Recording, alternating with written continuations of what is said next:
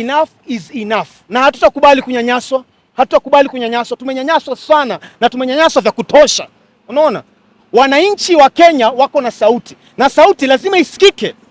So if these police are going to harass us just because of our rights for freedom of expression, kama jana tumeshinda hapa Kilimani police station. Tulikuja kuona mheshimiwa but tulikuwa denied. Why? Wamekataa cash bill, wanataka nini? Hawaandiki makosa. Sasa ni saa ngapi? Now it is 11:34. Kama nikupeleka mtu kotini inafaa kupelekwa saa ngapi? By saa 2 asubuhi ungekuwa umeshafanya maneno. So tumechoka, Wakenya tushikane pamoja so that we move together as a country, we fight for our freedom. A lot is been happening here in Kenya. A lot imefanyika hapa Kenya. So tumechoka, us as Team Osoi tumesema enough is enough. So I want to reiterate this statement. The IG of police and the president of this country, I have spoken. We want either an apology from the OSPD Kilimani, Mr. Kobia Barua, because this is very wrong and it is bad to just punish people, Kenyan people, with a police cell that does not even belong to him. If you want to punish Patrick Otoyo, punish these gentlemen, take them to your home, not to use government facilities and installation to punish people. I've also met an immigrant in that police cell. I want to ask, if an immigrant is deported in this country, how long does it take? I have heard that there are also immigrants who have been deported who have stayed over 1 year in custody. Ladies and gentlemen, where did humanity go? Ladies and gentlemen, good morning. My name is Patrick Osoi. I fear not to say a presidential candidate or aspirant in 2027. I want to say that it is very unfortunate what I saw yesterday. And I want to say that it is important that today, as a former person who was in security forces in this country, to state a few things that I've realized with the brutality that I've seen with the police, especially yesterday. It was me, among other team, heading to town with the Kibaso, Morara. We were going to town to, of course, celebrate that its release. But before my vehicle was about around Uphill, we were actually, the police came ahead of us and blocked the road. And therefore, we were arrested. And the police officers got into my car and took me to Kilimani police station. I want to say that I understand even the jurisdiction of how the police forces or the police service is supposed to operate. I was not even within the jurisdiction of Kilimani, but I was taken to Kilimani police station where I've spent a night. And I want to say that it's unfortunate that somebody like me, who can afford a bill, who can afford to pay his bill, was denied the chance to do so as per last night. And I want to say that is a malicious act by the OSPD. I want to be very categorical. It's called Barua Kobia. And I want to say that the IG and the end of state of this country, Mr. Ruto, Dr. Ruto, I want to say that it is very bad. And I want action taken against the OSPD Kilimani, who in this case came to the police station last night purporting that his watch had been broken. And that me and among these gentlemen, we were to stay in custody. He never commented anything. He never said the charges that we were charged against. It is until this morning I realized that I was charged with unlawful assembly. For me being a politician, I cannot regulate people to follow me. I cannot regulate what I can do. And it is within the Constitution that we have the right as citizens of this country. And I want to say this for the record, that I want action taken. And we are not just going to take action because he has not apologized to us. If the OSPD Kilimani police station, Mr. Kobia Barua, and the OCS, in this case, Coril Albert, who in this case I asked him, you are the officer in charge of station. Even if the IG called for someone to be released in this police station, it will be with your consent and with your approval.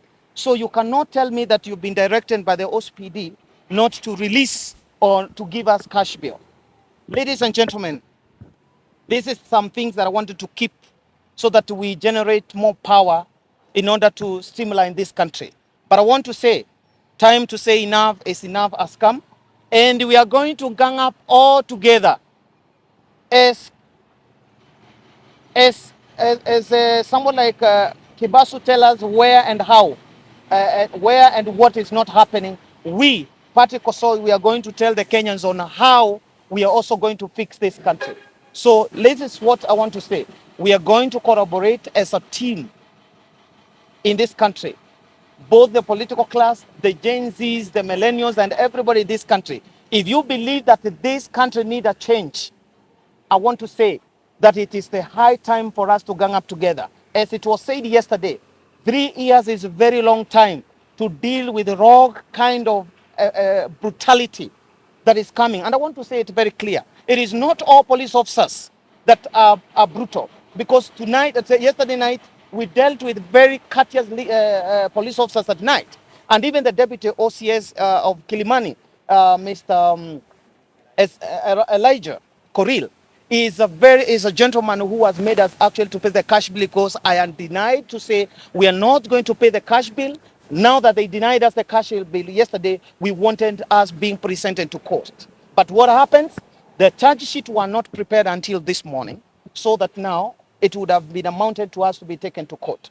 So I'm asking, if somebody of my nature who has been in the security force can be mishandled in this level, if somebody who can afford at least to pay his cash bill, whichever how it is, can be mishandled at this level, what about that Kenyan?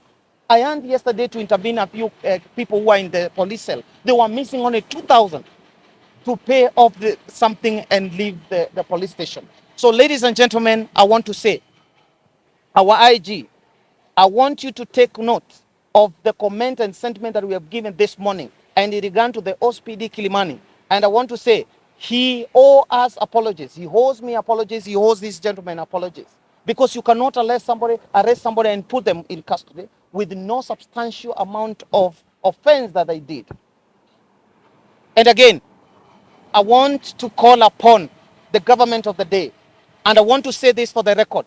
Security of a country is more paramount even than infrastructure. If we do not deal with the security issues, we are going to have thieves and con people do contract, steal from the government and all that stuff. If we love we love this country, it is paramount that we make sure that we prioritize the security in this country. What do I mean? We need to have the police officers who arrest and do kind of sort of people to have cameras on them.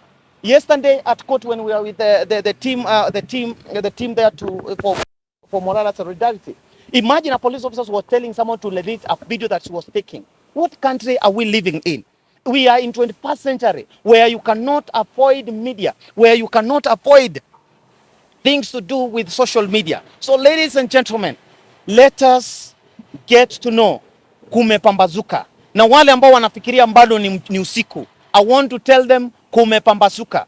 I am one of the kind, and I want to call this. This is for the police officers.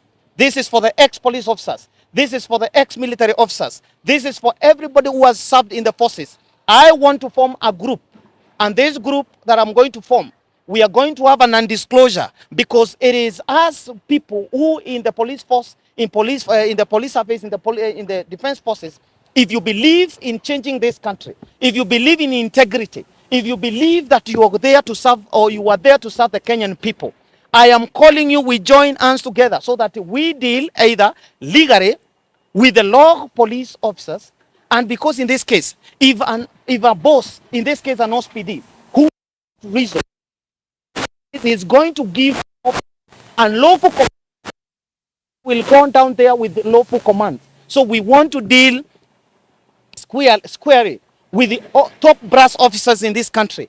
If you do not, and you're not following the rule of the law in this country, it is our obligation as citizens, it is our obligation as Kenyan people to make sure that we instill that, because this country belongs to us. This country belongs to all of us. And I am telling this, and I'm saying this before the cameras. Any police officer watching me, any police defense force watching me, any type of officer watching me, if you are an ex-police force, If you are an active police officer, you are an active military officer, you are an active prison officer, you are active AP officer, you are active GSU officers, or you are retired or ex, it is the time. I have told you, I am going to be the commander in the people who believe in the integrity of this country. We are now tired, and we are going to deal with only people who have interests of Kenyans at heart, and we are going to control and to have this country back to us. That is me. And let me tell you, it's unfortunate. And not want to get into the depth of this thing. And I've told Kenyans, and I'm telling Kenyan and Mr. President, not just a mere Kenyan. Been in the forces, I've been in the National Intelligence Service of this country. I have served in special forces in this country. I have prioritized this country with my own body and my family. And then what people can do is just to have somebody like me who understands my rights, even as a citizen of this country, torment me, maliciously mishandle us, beat this kind of person. This person all night was having pain on his ears. This person here, this other gentleman is hurt here. Just look at this person. What kind of a country are we living in? Why can't we have and see if you have any mistake? If you have any mistake, if you have committed any offense, the police officer has the right to tell you, Mr. Sir, we are here to arrest you. Can you hand over yourself to us? That's it. We don't have to fight our own. We don't have to have police officers and people exercising this kind of brutality.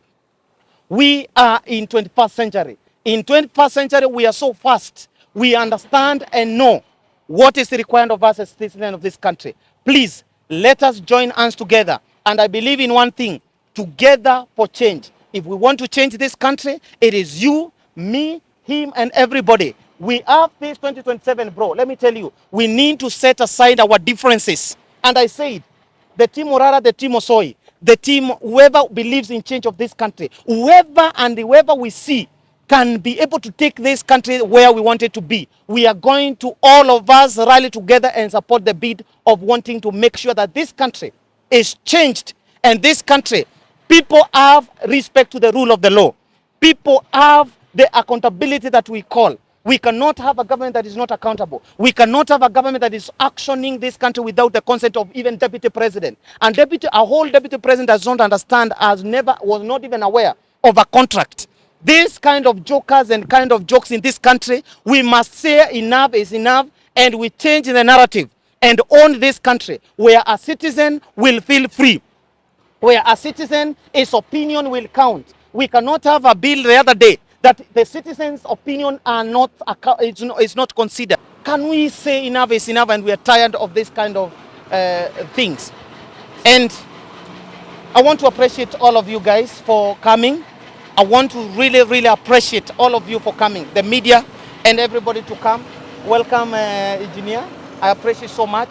So I want to say that I appreciate and thank you everybody who came in solidarity. Them that came yesterday night, them that gave me a call, the likes of Eugene Wamaro. I appreciate so much that you guys, you are at heart. And I want to say, let us put our political differences aside. Let us be selfless. If we have to change this country, it will going to be changed by people who are very selfless. A person will get into parliament and say, this what I'm getting is too much, is not supposed to be mine. It's supposed to belong to those people. Those are the kind of leadership we are going to embrace in come 2027. So ladies and gentlemen, thank you very much. And I want to appreciate again. And as I wind up again, I want to reiterate this statement. The IG of police and the president of this country, I have spoken. We want either an apology from the OSPD Kilibani, Mr. Kobia Barua, because this is very wrong. And it is bad to just punish people, Kenyan people, with a police cell that does not even belong to him. If you want to punish Patrick Kotoyo, punish this gentleman, take them to your home, not to use government facilities and installation to punish people. I've also met an immigrant in that police cell. I want to ask, if an immigrant is deported in this country, how long does it take? I have heard that there are also immigrants who have been deported who have stayed over 1 year in custody. Ladies and gentlemen, where did humanity go? Can we embrace humanity and exercise injustice as it is supposed to be? That is my word, and I really want to say that it's unfortunate. And I want to say thank you very much again. Asante sana.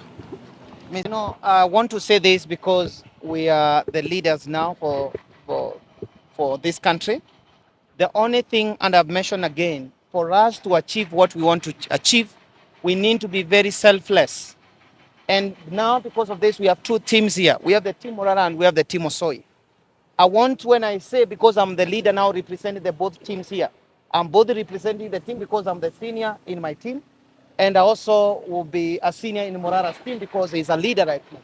So I want to say, when I say Team Osoi, you say enough is enough. If I say Team Morara, you say inject. If I get it right. I got it right, right? Right? Yeah. So this is it. Team Osoi. Enough is enough. Team Osoi. Enough is enough. Team Morara. Inject. Team Morara. Inject. Good. Thank you very much and God bless you.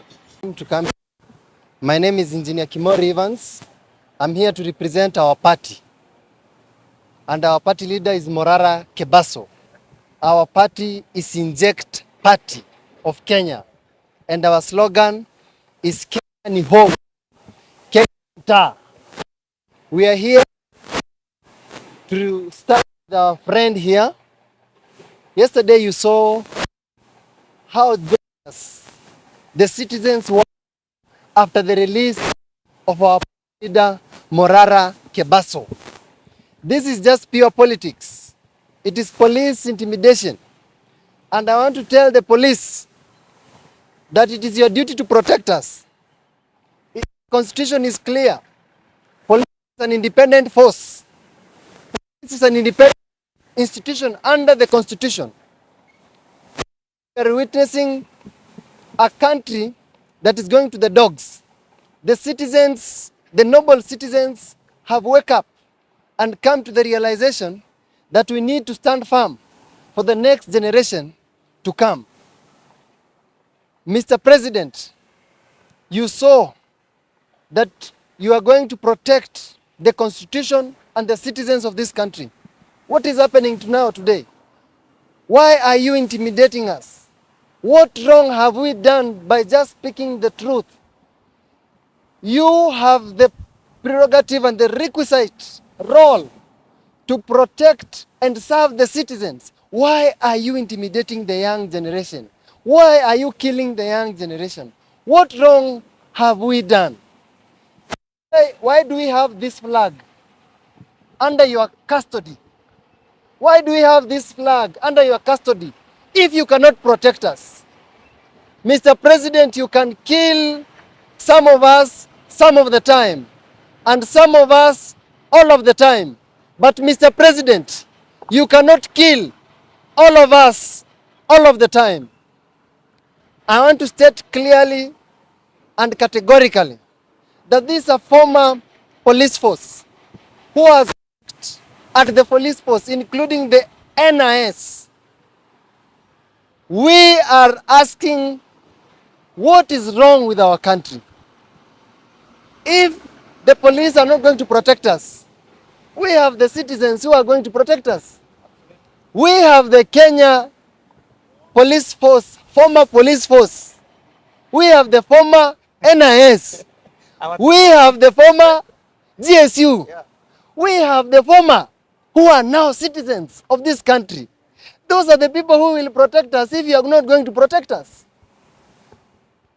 Mr. President, there was Mobutu Sese Seko in Congo. There was Nebuchadnezzar in the Bible who had institutions.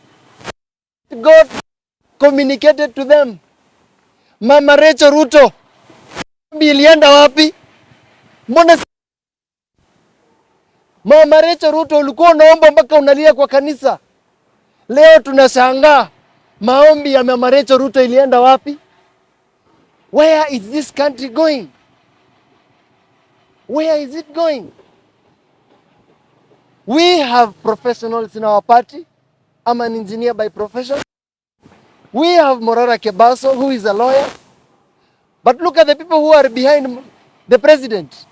I don't know who did not, they didn't even step in school. But the people who are behind Morara Kebaso went to school.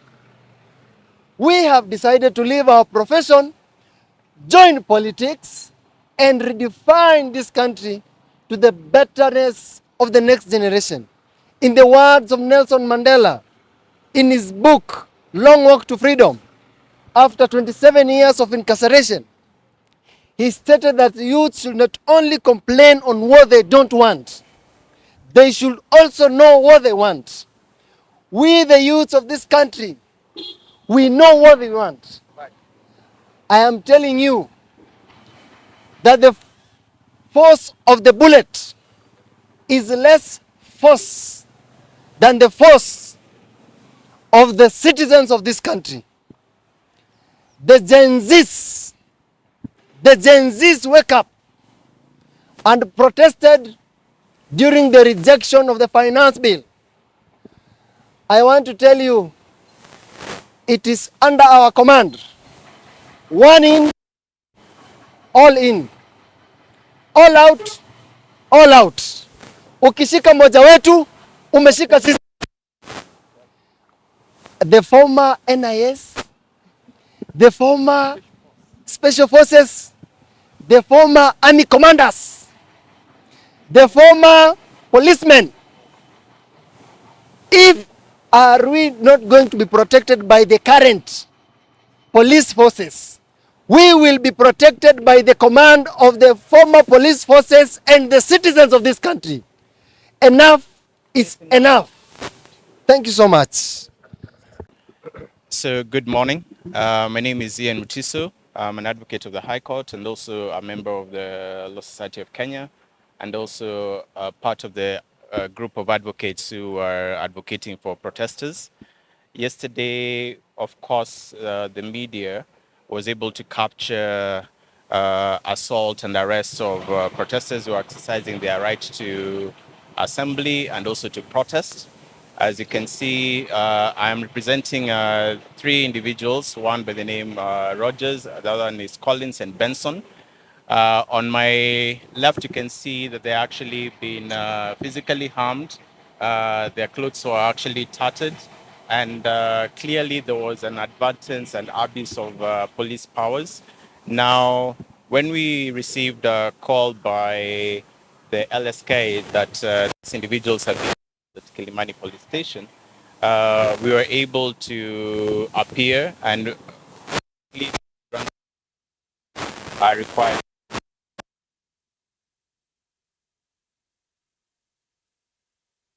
charges with them. But what you can see, or rather what you can be able to capture at this current state, is that it has no regard the rights of an ordinary, and it is about time that we actually hold the government accountable, and more so, we need to actually the Article 49 of the Constitution of Kenya, which advocates for the rights of an arrested person, actually obeyed.